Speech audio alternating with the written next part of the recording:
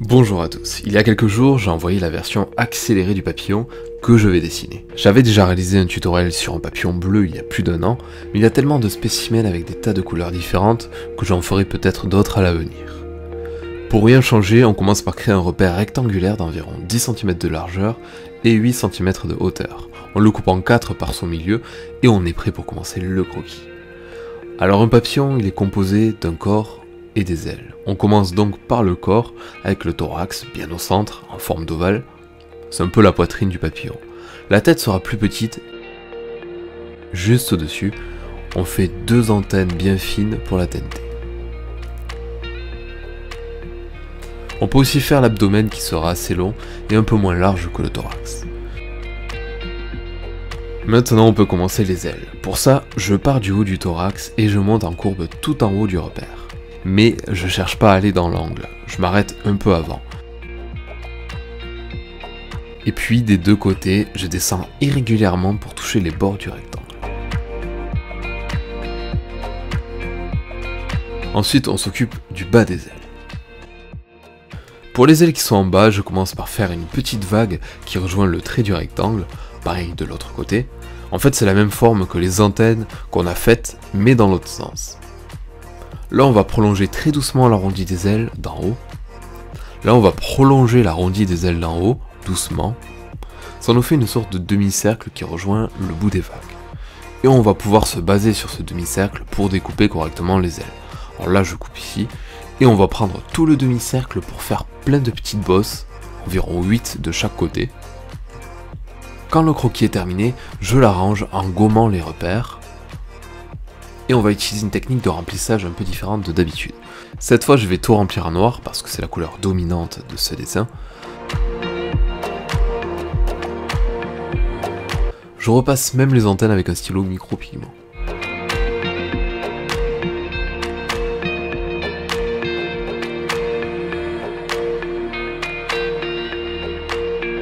Voilà, ensuite je vais prendre les couleurs que je souhaite. Dans mon cas, ce serait du vert et du bleu et du jaune clair. Je trace des traits qui commencent du thorax en jaune, puis en blanc qui partent en direction des petites bosses de nos ailes. Puis je repasse un peu le blanc avec du turquoise ou du bleu. On obtient ça, ça fait un petit dégradé, et on peut voir que tous les traits se dirigent vers la tête. Ensuite, pour les ailes d'au-dessus, je fais pareil avec des traits plus épais. Je dirige aussi ces traits vers la tête. On essaie de faire des formes qui sont identiques des deux côtés. Ça nous donnera une bonne symétrie et sur un dessin comme un papillon, c'est assez important. Ensuite, je vais prendre un coton-tige ou une estompe et j'étale le crayon en suivant le sens des traits. Ça va tout faire fondre et ça laissera une texture lisse.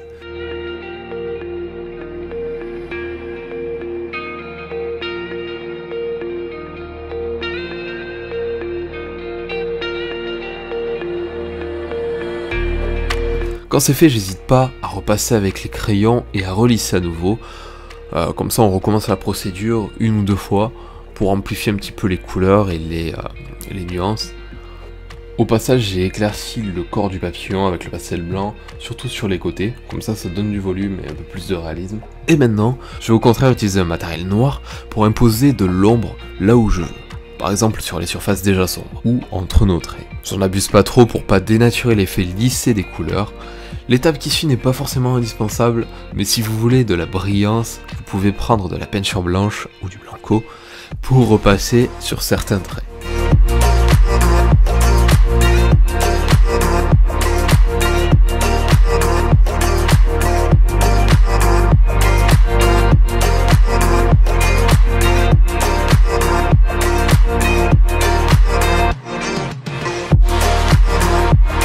Ensuite, si vous voulez une ombre sur le papillon, avec un crayon gris ou un pastel noir, je vais colorer un petit peu sous l'aile et étaler avec l'estompe pour qu'on obtienne une ombre assez basique.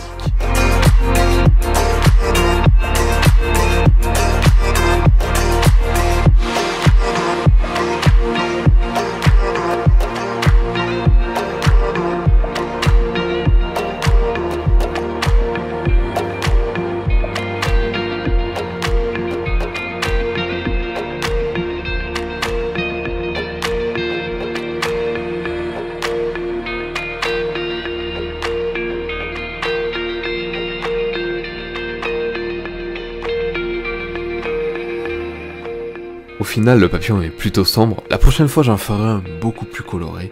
J'espère que ça vous aura plu en tout cas. Merci de m'avoir suivi et on se retrouve si possible ce week-end. À très vite. Au moins, ça amusa un instant Pikachu qui ne se sentait pas à sa place. D'ailleurs, il refusa d'entrer dans la Pokéball à nouveau.